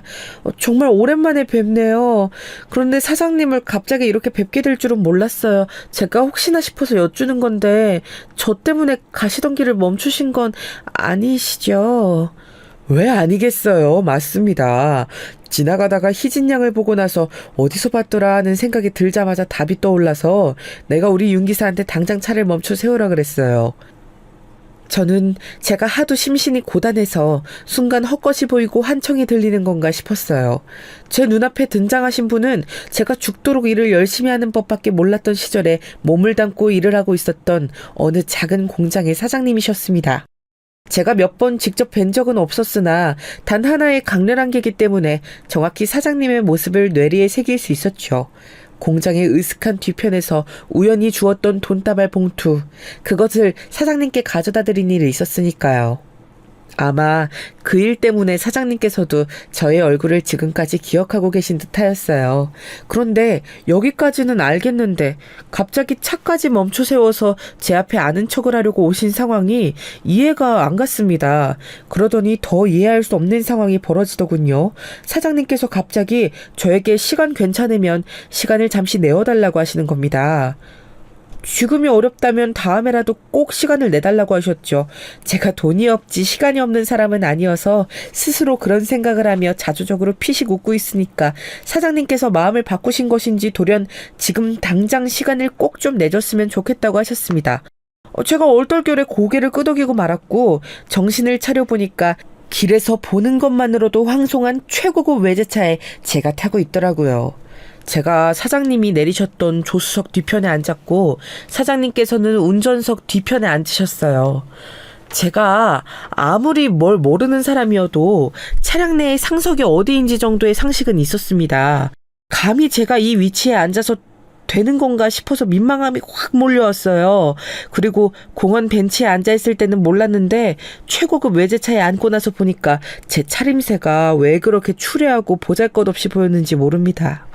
무릎이 늘어난 추리닝 바지, 손목이 다 해진 남방, 군더더기 없이 깔끔한 사장님의 차림과 하늘과 땅 차이로 비교가 되어서 부끄러웠어요. 어디를 가시냐는 질문만 간신히 했던 것 같습니다. 차는 금세 멈춰 섰는데 근처에 있는 대형 카페였어요. 사장님께서는 이렇게 마주친 것도 기념이니까 커피 한 잔 사주겠다는 말씀을 하셔서 제 경계심을 낮추셨습니다. 너무 고단하고 서글픈 상태였던 저는 이게 꿈이든 뭐든 간에 심신을 녹이고 싶다는 바람이 들어서 따뜻한 초코라떼를 시켰어요. 메뉴를 말하고 나니까 그게 한 잔이 무려 6,000원짜리라는 게 보여서 제가 손을 좀 떨었습니다. 고작 음료 한 잔에 6,000원이라니 저는 제 친정엄마의 생신을 챙기려 5만 원을 보냈다가 남편에게 온갖 쌍욕을 듣고 쫓겨난 참이었는데요. 음료 가격을 확인하고 제 안색이 파리해진 걸 보신 사장님께서 말씀해 주셨어요. 요즘 이런 카페들은 손님들이 앉아있는 자리값도 가격에 포함을 시키더라고요. 그래서 가격이 싸지는 않죠. 하지만 걱정할 건 없어요. 희진 씨가 내 공장에서 일하던 그 시절보다 내가 사는 형편이 훨씬 더 좋아졌거든요. 그게 정말이세요? 와, 너무 잘 되었네요, 사장님. 축하드립니다. 어쩐지 이런 말씀 드리면 실례일 것 같지만 예전 그때보다 사장님의 신수가 훤해지신 것 같다고 생각 중이었어요. 음료 감사히 잘 마시겠습니다. 이제야 자기 나이로 보이네. 내가 그때 희진 양을 보면서 요즘 세상에도 저렇게 나이에 비해 조숙한 느낌을 내는 아가씨가 다 있나 싶었었거든요. 고작 20대 초중반 나이인데도 세상의 힘든 면들을 다 엿보고 난 뒤라는 표정을 짓고 있어서 내가 그 인상을 기억해뒀었죠. 아, 그러셨었어요. 그때는 제가 오히려 뭣도 모르고 그냥 뭐든지 열심히 할 때라서 그랬나 봐요. 그런데요, 사장님. 정말로 왜 저를 이렇게 따로 보자고 하신 거예요? 예전보다 더 성공하신 사장님께서 저에게 이렇게 시간을 갑자기 내주실 만큼 한가하신 분이 아닐 것 같아서 드리는 말씀이에요. 희진 양, 나는 이때까지 살면서 많은 일들을 보고 또 겪어왔어요. 사업가의 길을 걸은 후에는 더욱 그랬고요. 그런데 희진 양처럼 나에게 많은 생각거리를 안겨주는 일을 선사해준 사람은 없었네요. 옛날에 그 돈, 나에게 전해준 그 돈봉투 말입니다. 나는 그걸 내내 마음에 담고 살았어요. 시간이 흐르면서 몇 번 이렇게 생각했었죠. 아, 내가 그때 희진 양에게 걸맞은 보상을 해줬어야 했는데 라고 말입니다. 그게 맞는 일이었고 응당 그래야 했어요. 제 질문에 사장님은 그렇게 말씀을 하셨고 그게 곧 대답이었습니다. 잠시 멍하게 사장님의 말씀을 곱씹던 저는 놀라서 손으로 입을 틀어막고 말았어요. 그것은 저에게 뒤늦은 보상을 해주고자 지금 이렇게 마주보고 앉아있다고 하시는 것이나 다름없었으니까요. 그 순간 기쁜 마음은 안 들었었던 것 같아요. 당혹스러움 같은 감정만이 앞섰죠. 제가 너무 놀라서 아무 말도 못하고 입을 틀어막은 손을 덜덜 떨고 있으니까 사장님께서 저를 안심시키려고 그러신 것인지 부드럽게 미소를 지으시면서 그간 제가 어떻게 살아왔는지 궁금하다며 그 이야기를 듣고 싶다고 하셨어요. 제가 깜짝 놀란 심정을 안고 제 이야기를 할 상황이 아니었습니다. 하지만 편안한 미소를 지어 보이시는 사장님을 보면서 저도 모르게 점점 입을 열게 되었어요. 그러면서 이런 생각을 하고 있었죠. 사장님께서는 그간 많이 변하셨구나. 이전에는 철두철미하고 어딘가 고뇌가 깊어 보이고 일에 시달리는 인상을 하고 계셨는데 지금은 마치 모든 것에 통달한 듯 미묘한 여유가 잔잔하게 표정에서 흐르고 있어. 이게 바로 성공이 가져다준 평안이라는 것일까? 아니면 나이를 옳게 먹어간다는 표식일까? 세월의 흐름을 겪은 것은 사장님이나 나나 똑같은데 결과물은 천지 차이구나. 사장님께서는 그때의 그 시절을 바탕으로 눈부신 도약을 이뤄내셨는데 나는 그때 그 공장에서 일하던 때보다 오히려 못한 삶을 살고 있으니 그런 생각들을 하고 있었기 때문인지 제가 살아온 지난 행적을 사장님께 말씀드리면서 이루 말할 수 없는 슬픔이 밀려왔던 것 같아요. 사장님께서는 제가 갑자기 일을 그만두었던 이유를 가장 궁금해하셨는데 남편을 만나고 그랬다는 사실을 아시고는 작게 탄식하셨습니다. 결혼하고 나서 행복한 적 없이 비참하고 초라하게 한없이 작아진 나 자신을 매일같이 느끼고 마주하며 살고 있음을 사장님께 실토하고 말았을 때 저는 솔직히 후련했던 것 같아요. 때로는 자기를 잘 아는 가까운 사람보다 잘 알지 못하는 생판 남에게 자기 속마음을 더 쉽게 털어놓는 게 사람 심리라고 하더군요. 어느 수필 서적에서 본 그 글귀가 맞는 것 같아요. 저는 그 자리에서 원래도 친한 적이 없었으며 어찌 보면 가장 어려워야 할 상대인 사장님 앞에서 제 지난 인생을 다 늘어놓고 말았으니까요. 저는 제 답답함을 이게 해소되지 않아도 좋으니 그냥 한 번쯤은 싹 다 털어놓고 싶다는 바람을 늘 품어왔던 것 같아요. 그게 해소되는 순간이 단 한 번도 상상한 적 없었던 사장님과의 재회 현장이었다니 지금 생각해도 어이가 없을 따름입니다. 제가 정신없이 떠들고만 제 지난 이야기를 다 듣고 나신 사장님께서는 나지막한 목소리로 놀랍게도 당신의 이야기를 저에게 들려주셨어요. 나에게는 딱 희진양 나이의 조카가 있어요. 내 친형의 자식인데 지금 내 친형은 형수와 함께 하늘나라에 있습니다. 오래된 이야기죠. 내가 좀 더 타고난 머리가 똑똑하다는 이유로 형은 나에게 많은 걸 양보하면서 산 사람이었습니다. 우리 집안이 원래 꽤 형편이 좋았는데 투자 실패로 주저앉았고 형제 2명 모두에게 부모님께서는 여력을 쏟으실 수가 없었어요. 형은 장남이라고 온갖 책임을 다지고 살았죠. 동생을 위해 공부를 포기했고 일찍 취업 전선에 뛰어들었으며 부모에게 최선의 효를 다했습니다. 그게 제 형이라는 사람이었어요. 형이 교통사고로 형수와 함께 나란히 세상을 떠나자 저는 그제서야 형의 인생을 돌아보았습니다. 형 덕분에 내가 누렸던 것들이 그제서야 실감이 났고 형에게 단 한 번도 입 밖으로 고맙다는 소리를 내본 적 없는 못난 동생이었음을 알았어요. 형이 희생한다고 생각한 적 없었어요. 다 제가 잘나서 어쩔 수 없다고 생각했을 뿐이었으니까요. 후회가 됐죠. 못나게 살았던 제 과거에 속죄하듯 형과 형수가 남기고 간 조카를 제가 전적으로 책임지기로 했습니다. 부모님께서 맡아 키우셨지만 제가 모든 지원을 다했죠. 열심히 살았어요. 죽도록 열심히 살면서 성공만을 쫓았어요. 형과 형수를 위해서, 제 과거를 반성하기 위해서, 조카를 유복하게 해주기 위해서 그렇게 살다 보니 돈에 미친 냉혈한이라는 소리도 많이 들었습니다. 감정이입이 됐었나 봐요. 사장님이 이야기를 들으면서 이상하게 저도 모르게 눈물이 나서 연신 손으로 눈가를 훔쳤습니다. 그러다가 돈에 미친 냉혈한이라는 그 별칭을 듣고 예전에 공장 생활이 생각나서 피식 웃기도 했네요. 사장님의 조카분은 그래서 지금 잘 살고 계신 건지 궁금해졌고요. 그런 저를 보며 미소를 지으신 사장님께서 말씀을 이으셨어요. 최우선으로 위한 제 조카가 지금은 멀리 유럽에 가서 살고 있어요. 떠난 지는 3년이 다 되어 가는데 아예 눌러 살기로 결정한 것은 2달 전이에요. 거기서 만난 사람과 아예 결혼을 해버렸거든요. 조카는 다시 한국에 들어오거나 여기서 결혼해서 살 때를 대비해서 제가 마련해둔 집이 있었는데 조카가 아예 거기에 눌러 살겠다고 하니 그럼 그 집을 팔아서 돈으로 줄까 싶었습니다. 그랬더니 조카가 한사코 거절했어요. 나한테 조카가 하는 말이 저보다 더 필요한 사람에게 베풀어 주세요였고요. 이해가 안 됐어요. 왜 그런 식으로 거절을 하는지 섭섭하고 서운했죠. 그런데 오늘 이해를 하게 됐습니다. 내가 희진 양을 길에서 발견하자마자 알아본 것, 그리고 바로 머릿속에 이걸 떠올려낸 것, 모두 우연이 아닙니다. 운명인 거예요.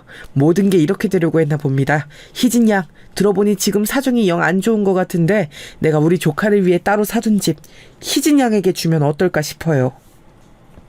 정말 과장 하나 안 보태고 저는 그 자리에서 기절할 뻔했어요. 살면서 이런 극적인 순간이 올 거라고는 꿈에서조차 상상해 본 적이 없었으니까요. 이게 말이나 되는 일인가 싶어서 차마 아무런 반응도 못하고 부릅뜬 눈으로 가만히 있었던 것 같아요. 제가 굳어있으니까 사장님께서는 더욱 엄청난 이야기를 보태셨습니다. 조카분의 몫이었던 집, 그건 조카분 대신에 그냥 주려는 것뿐이고 예전에 그때 돈 봉투를 고스란히 받으실 수 있었던 것에 대한 보상은 따로 해주고 싶다고 하셨어요. 얼마요? 방금 3억이라고 하셨어요? 사장님, 저는 가끔 죽기 전까지 안 쓰고 모으면 1억을 만져볼 수 있을까 하는 망상을 하고는 했었는데요. 그런 1억도 제 인생과 멀어 보였는데 지금 3억이라고 하신 건가요? 후원이 필요한 단체에 기부를 한꺼번에 하려고 몇 년 사이 따로 조금씩 모은 금액입니다. 희진 양이 예전 그때 나에게 돌려준 돈, 그 금액이 혹시 300만 원이었다는 거 알고 있었어요? 예? 아니요. 생각해보니까 그게 얼마인지 세어볼 엄두도 못 냈던 것 같아요. 그 돈이 300만 원이었군요. 내가 그때 희진 양에게 보상을 못 해줘서 시간이 갈수록 마음에 자꾸 걸렸었는데 100배로 갚아주고 싶다는 생각을 스치듯 했었죠. 그런데 어쩜 이렇게 딱 100배의 금액이 되었네요. 기부금으로 준비한 3억 원, 주인공이 아무래도 희진 양으로 정해져 있었나 봅니다. 이건 말이 안 되는 것 같아요. 믿어지지가 않아요. 하루하루가 버겁고 5만 원이 너무 큰 돈으로 느껴져서 미칠 것 같은 거. 그게 바로 불과 2시간 전까지의 저였어요. 그런데 이런 엄청난 소리를 듣게 됐다고요? 저에게 정말로 그런 엄청난 호의를 베풀어 주시겠다고요? 아무런 대가도 없이요. 제가 살아온 인생, 제가 겪어온 세상은 이렇지 않아요. 그렇기 때문에 정말 죄송한데 믿을 수가 없네요. 당연히 그냥 줄 수는 없죠. 조건이 달려있으니까요. 현실성이 너무 없어서 혼란스러웠던 찰나에 사장님께서 그렇게 말씀하시자 어지러웠던 제 머리가 조금은 식는 느낌이 나더라고요. 차라리 다행이었고 안심이 되었어요. 아무 대가도 없이 갑자기 저에게 거액을 주겠다는 부자의 말 믿어지지 않는 걸 넘어서 무섭기까지 했으니까요. 조건이 달려있다는 것에 그럼 그렇지라는 생각으로 제가 얼핏 웃었을 때였습니다. 사장님의 말씀을 듣고 제가 그만 펑펑 울어버리고 말았습니다. 단 한 가지 조건, 지금 남편하고 희진 양이 갈라섰으면 해요. 그릇된 인연을 정리하고 이제 오롯이 본인의 멋진 인생을 주체적으로 살아가길 바랍니다. 그게 내가 내걸고 싶은 조건이에요. 이혼 과정 어렵다면 내가 기꺼이 도와줄 테니 고민하지 말고 손 내밀면 돼요. 갑자기 주체할 수 없이 눈물이 펑펑 흘러나오더라고요. 누가 제 눈에 달린 수도꼭지를 튼 것만 같았어요. 제 고단한 인생, 저같이 못나고 부족한 사람에게는 찾아오지 않을 것만 같던 마치 잘난 주인공들이나 누리는 행운의 특권이 저에게로 온 것을 그제야 실감할 수 있었고, 주인공의 들러리도 안 되고 단역 엑스트라 같았던 제 존재감이 난생 처음으로 크게 느껴졌습니다. 남들의 시선, 신경도 못 쓰고 그냥 큰 소리로 엉엉 울었어요. 그리고 울면서도 막 말씀을 드렸지요. 사장님, 저한테 왜 이러시나요? 제가 사장님의 숨겨놓은 다른 조카라도 되나요? 아니면 제가 사장님의 지인의 먼 친척이라도 될까요? 아니잖아요. 완전히 생판 남이잖아요. 저는 배운 것도 없고 얼굴이 예쁘지도 않고 특별히 잘난 것 하나 없어요. 사장님께서 이러신다고 해도 저한테 얻어내실 수 있는 게 없어요. 왜 그렇게 스스로를 비하하죠? 살면서 이런 기적 같은 순간은 본인은 누리면 안 된다고 생각하나요? 이런 것에 무슨 자격이 필요해요? 희진 양, 나는 살면서 지금처럼 마음이 편한 적이 없었고 내린 결정에 대해서 불안하지 않은 적이 없었어요. 순간적인 판단으로 희진 양에게 베풀기로 한 것이지만 확신이 있다는 얘기입니다. 그러니 희진 양, 부디 누렸으면 해요. 사장님의 올곧은 표정을 보고 저는 제 안에 번지기 시작한 용기를 느꼈어요. 몇 번이고 감사 인사를 전한 끝에 집으로 돌아가는 길, 저는 제가 꿈을 꾼 거라고 해도 허상을 본 거라고 해도 상관없어진 제 자신을 느꼈습니다. 이혼을 하겠다는 결심이 섰고 그 말을 할 용기도 생긴 뒤였습니다. 집에 남편은 없었고 저는 난장판이 된 집을 정리하면서 생각도 차분히 정리하였어요. 그리고 이튿날 남편을 보자마자 말했지요. 드디어 이혼 선언이었습니다. 그러자 남편이 저를 비웃더군요. 이 여자가 돌았나, 씨. 감히 어디서 먼저 이혼을 운운하고 자빠졌어. 객기 부리지 마. 웃기지도 않은 허세인 거 다 알고 있으니까 잔말 말고 밥이나 차려. 싫은데 네가 차려 먹어. 나는 배도 안 고픈데 내가 왜 지금 밥을 차려야 돼? 진짜 정신이 돌아버린 거야? 지금 나한테 뭔 소리를 짓거리는 건지 스스로 지금 알기나 해? 감히 나한테 이따위로 기어오르다니 각오하고 이러는 거지. 각오? 잘 모르겠지만 뭐 끽해야 죽기밖에 더 하겠어? 이 고단한 삶 얼른 마무리하고 당신 감옥 보낼 수 있으면 나쁘지 않은데? 해봐. 어디 한번 해봐. 제가 눈을 부라리면서 가까이 다가가며 외쳤더니 놀란 남편이 뒷걸음질을 쳤습니다. 후련했고 통쾌했어요. 손끝이 막 저릿저릿하더라고요. 그건 전율이었죠. 처음으로 남편이 제 앞에서 기세에 밀린 순간이었습니다. 저는 제가 우세하다는 것을 느끼고 턱을 자신만만하게 치켜들었네요. 잠시 후 남편이 저에게서 이런 취급을 받았다는 것 자체만으로도 치욕스럽다는 표정이 되어서는 부들부들 떨며 말하였습니다. 가난뱅이 주제에 못 배운 주제에 어디 멍청한 년이 건방지게 객기를 부려. 너 어차피 후회할 거다. 내일이면 정신이 들어서 실언했다고 미안하다고 나한테 싹싹 빌겠지? 그리고 넌 이제 우리 엄마한테 죽었어. 너 정신교육 필요하다고 내가 우리 엄마한테 다 말할 거야. 빌기는 누가 빈다는 거야? 그럴 일 없으니까 잔말 말고 이혼이나 해줘. 제가 눈 하나 깜빡 안 하고 받아치니까 남편은 이제 완전히 어안이 벙벙해졌죠. 사장님의 엄청난 호의 앞에서 현실을 못 믿고 부정하던 저의 표정이 저랬을까 싶어서 왠지 속으로 웃음이 나더군요. 제가 슬쩍 웃는 모습에 남편이 약이 올랐는지 또 그 다혈질이 도지려고 하길래 제가 은근하게 회유를 하는 쪽으로 얼른 술을 썼습니다. 이제 와서 솔직히 고백을 해보자면 내가 당신 참아주고 산 건 당신이 남자로서 매력이 있었기 때문이야. 여자 휘어잡는 매력이 있잖아. 당신처럼 남자다운 남자 요새 잘 없거든. 그래서 당신과 사는 게 힘들어도 놓치기 싫은 마음이 공존했기 때문에 그냥 살았던 것 같아. 근데 너무 마음고생을 많이 했는지 내가 건강도 너무 안 좋아지고 있고 체력의 한계도 느껴서 그냥 모든 걸 다 뒤로 하고 어디 먼 시골에 가서 혼자 작게 상추나 심으면서 하루하루 살고 싶어졌어. 당신은 나 말고 더 좋은 여자 만나서 재혼해. 언제부터 이렇게 청산유수였어? 새치혀를 잘도 놀리네. 뱀고기라도 구워 먹었냐?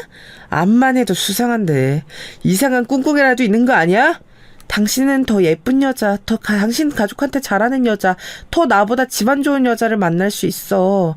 마음만 먹으면 그럴 수 있는 남자인데 노력을 안 했을 뿐이지. 그건 그렇지. 네가 나를 제대로 알고 있구나?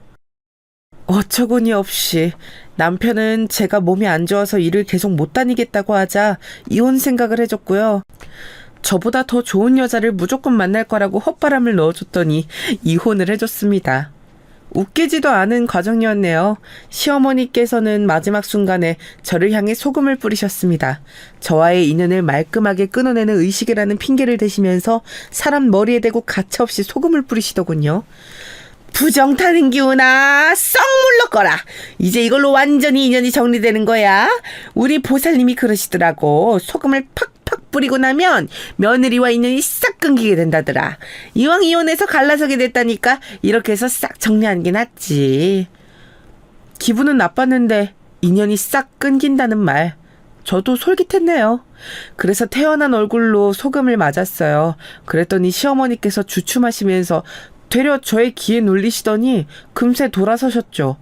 그렇게 허무하다면 허무하게 이혼이 되었습니다. 그리고 제가 겪은 놀라운 재회와 기적 같은 행운은 꿈이 아니었던 것으로 확인이 되었죠. 사장님과 계속 연락이 닿았으니까요. 제가 당당하게 말씀드렸어요. 이혼 끝냈다고요. 도움 안 받고 이혼만큼은 혼자 해내고 싶었는데 그렇게 할 수 있어서 너무 좋았습니다. 제 이혼 소식을 사장님께서 무척 반겨주셨고 축하해 주셨어요. 조카분의 몫이었던 집 제가 아예 받은 건 아니었고 잠시 들어가 살기로 했었습니다. 그것까지 제가 받는 건 상상이 안 되어서요. 한사코 거절했어요. 그건 일련의 일들을 다 들으신 친정 부모님께서도 마찬가지이셨습니다. 대신 저는 그 집에서 친정 부모님을 모시며 2년간 살기로 했어요. 월세도 전세도 기본 2년 계약이잖아요. 저도 그렇게 살기로 한 거였죠.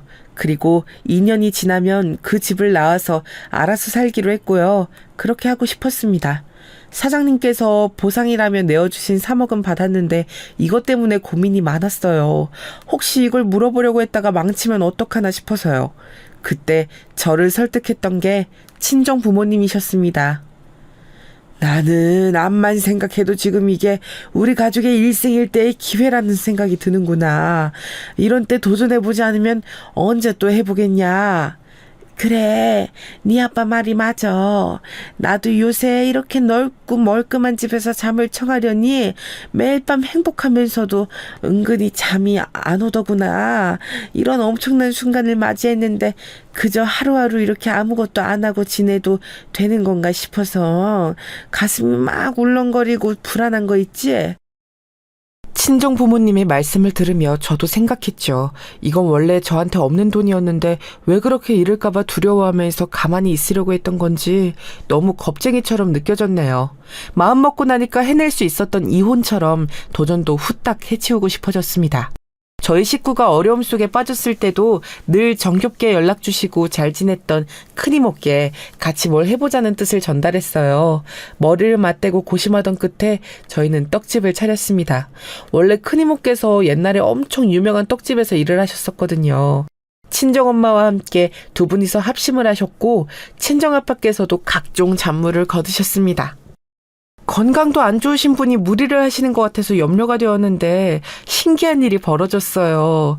되려 날이 갈수록 친정아빠의 건강이 점점 좋아지는 거예요. 늘 안색이 안 좋고 잔기침을 뱉으시고 금방 숨이 차하셨었는데 그런 게 점점 사라졌습니다. 즐겁고 기쁜 마음으로 넷이 작은 떡집에 달라붙어서 일을 했어요. 이른 새벽부터 이른 저녁까지 전통차를 곁들여서 팔기도 하는 아담하고 분위기 좋은 떡집은 금세 단골들을 불러 모았죠. 하지만 늘 소소한 판매 정도였는데 이때 사장님께서 나서주셨어요. 단체 떡 주문을 넣어주신 거예요. 회사에 떡을 돌리셨을 뿐만 아니라 주변에 소개도 많이 해주셨습니다. 사장님의 인맥이 어디 그저 그런 인맥인가요? 전부 다 한 자리씩 차지하고 계신 지인분들 뿐이라 그분들이 한 번씩만 주문을 해주셔도 저희 떡집에는 어마어마한 매출이 되었어요. 거기서 이제 또 그분들의 다른 지인들에게까지 점점 더 퍼져나갔고 어느새 고정적으로 대연 주문 건수를 지닌 떡집이 되었죠. 제가 어느 하루는 사장님께 감사 인사를 드리고 싶어서 직접 회사로 찾아뵈었어요. 새로 나온 떡 종류를 한 박스 들고서 말이죠.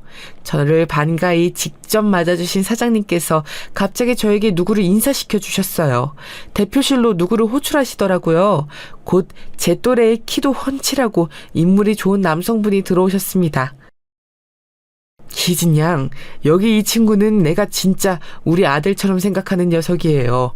인사 나눠요. 예? 네. 안녕하세요. 반갑습니다.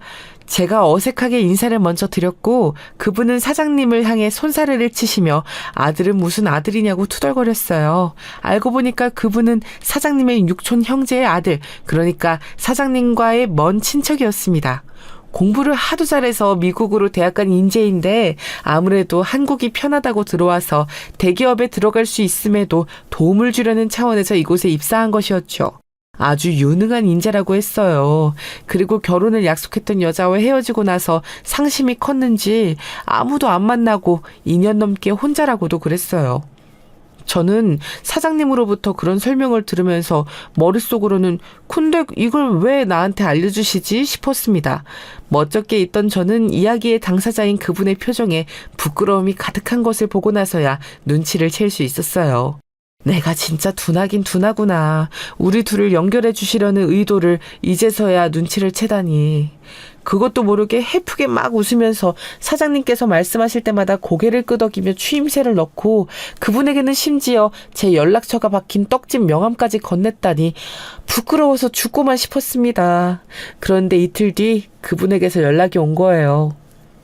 하도 저희 대표님으로부터 좋은 이야기를 많이 전해 들어서요. 그쪽이 궁금하긴 하더라고요. 이렇게 얘기를 했습니다. 그때 왠지 이 사람은 가식이 없는 사람이라는 느낌이 들었어요. 그래서 연락을 주고받고 싶어졌습니다. 사귄다거나 그런 건 아니었고 서로 비밀 친구를 하자고 그랬어요. 저희가 연락하면서 지낸다는 건 사장님께도 비밀, 각자 가족들에게도 비밀이었으니 말입니다. 그분은 주로 일하면서 느끼는 고충을 저에게 털어놓았어요. 외국 생활을 해서 그런가 약간 직설적인 성격 같더라고요. 그래서 제가 똑같은 주제를 전한다고 해도 우리나라 정서는 본론을 뒤에 말하는 편이 낫다고, 다짜고짜 본론만 말하는 화법은 부드러움과 거리가 멀다고 알려주었습니다.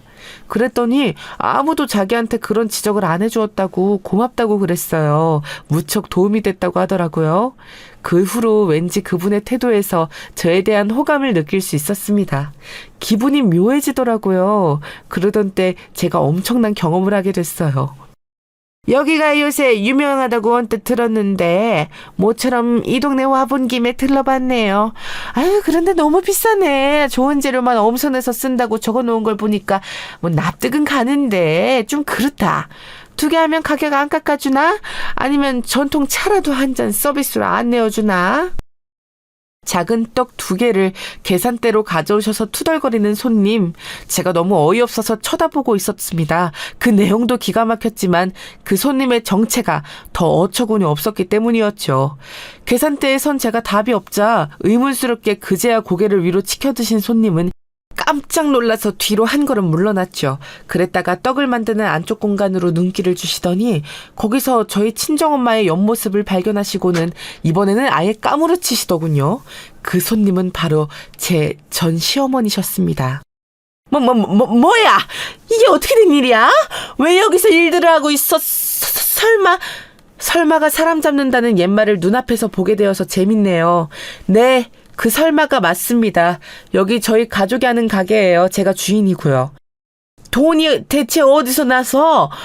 아, 그렇구나. 로또 당첨됐구나. 그래, 당첨이 돼서 우릴 버린 거였어. 이런 배은망덕한. 어디서 개가 짖나? 왜 이렇게 개소리가 들릴까요? 죄송한데 구매 다 하셨으면 이만 꺼져주세요. 제가 무덤덤하게 말하자 시어머니께서는 살면서 이런 봉변은 처음이라는 표정으로 얼굴이 빨개지셨습니다.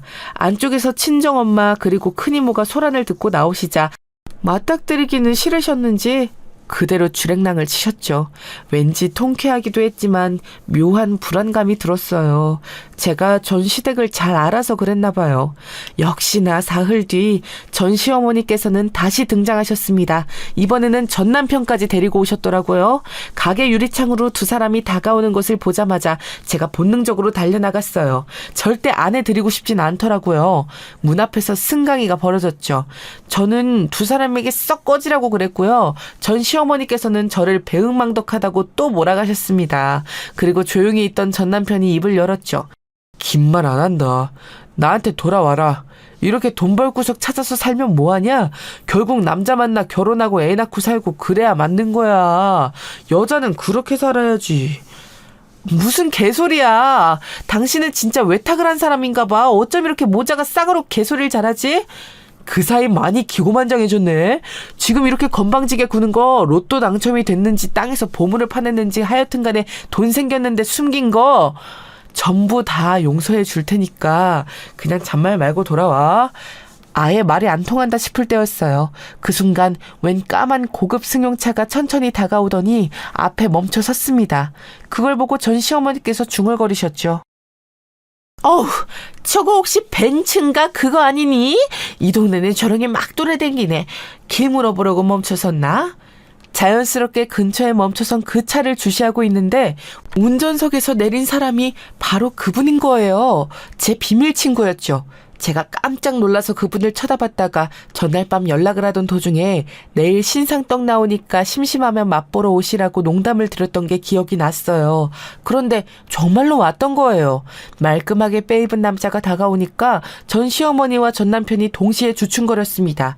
그리고 그분이 저를 향해 웃으며 말씀하셨죠. 희진 씨, 이 사람들은 뭐예요? 제가 이쪽을 계속 보면서 왔는데 별로 분위기가 안 좋아 보이던데요. 무슨 문제 있는 건 아니죠? 그게 저희 전 시어머니 그리고 제 전 남편인데요. 별일 아니에요. 우연히 앞에서 마주쳐서 잠시 이러고 있었어요. 아, 그래요? 이렇게 마주친 것도 인연이니까 인사라도 드려야겠네요. 안녕하세요. 저는 희진 씨 남자친구입니다. 그때 제 심장이 미친 듯이 뛰었죠. 남자친구라니요. 저희는 그냥 친구였을 뿐인데요. 하지만 그걸 그 자리에서 정정할 만큼 제가 바보는 아니었기에 가만히 있었네요. 그분이 손을 내밀어 악수를 청하자 전 남편은 마지못해 그 인사를 받았죠. 그런데 옆에서 보니까 전 남편이 힘에서 밀린 것 같았어요. 악수를 하자마자 그분 앞에서 눈을 내리깔더군요.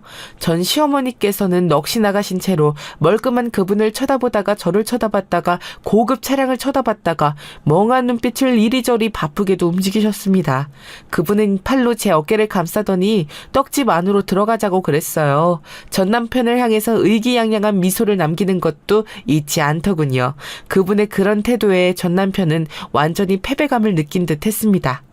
일전에 본 적 없었던 처참한 안색이 되어서 입술을 꽉 깨물더니 돌아서더라고요. 여전히 넋이 빠져있는 전 시어머니께서 허둥지둥 그 뒤를 따르셨고요. 정말 유쾌하고 통쾌한 퇴장이었습니다. 이로써 전 시댁이 제 인생에서 영영 퇴장을 하게 되었죠. 둘만 남게 되자 제가 그분에게 감사 인사를 표했어요. 특히 남자친구 행세를 해준 것이 전 남편에게 제대로 한 방 먹인 것 같아서 기뻤다는 소감을 전달했죠. 그랬더니 그분이 저를 빤히 보시더니 이러시는 거예요. 행세에서 그치지 말고 진짜로 남자친구 하면 안 되나요? 제가 희진 씨 남자친구도 하고 나중에 여차하면 남편도 하고 그렇게 해보고 싶은데요. 살다 보니까 저에게도 그런 순간이 오더라고요. 진짜 주인공이 된 것 같은 순간이요. 비참하게 울고 있던 공원에서 사장님을 만나게 된 그 시점부터 기적 같은 순간의 연속이었습니다. 저는 이런 행운을 잡고 또 누리는 방법을 이제 알고 있었어요. 그렇기에 그분의 고백을 바로 받아들였습니다. 저희 가족들도 난리가 났었지만 무엇보다 사장님께서 엄청 기뻐해 주셨어요. 이왕이면 저희가 결혼까지 갔으면 좋겠다는 말씀도 서슴지 않고 하셨죠. 그런데 그 말씀대로 되었어요. 친정 부모님과 함께 그 집에서 사는 기간을 2년을 채우고 났을 때 저는 그분과 결혼해서 신혼집으로 몸을 옮겨갔답니다. 그분이 지금의 제 남편인데요. 항상 서로를 존중하면서 언성 한번 높이는 법 없이 그렇게 살고 있어요. 각자를 빼닮은 아들 하나 딸 하나 이렇게 두어서 저희는 부모가 되기도 했는데요. 아내로 사는 것보다 엄마로 사는 게 더욱 힘들다는 것을 제가 깨달았답니다. 하지만 더욱 보람되기도 한 것 같아요. 이런 나날을 누릴 줄 알았다면 힘들었던 과거에 조금은 덜 힘들어했을 것 같아서 아쉬운 마음이 들 때도 있는데요. 그치만 그건 욕심이겠죠? 그런 날들이 있었기 때문에 현재가 있는 것일 테니까요. 지금을 마음껏 누리려고 해요. 여러분의 일상에도 평안함이 가득하길 바랍니다.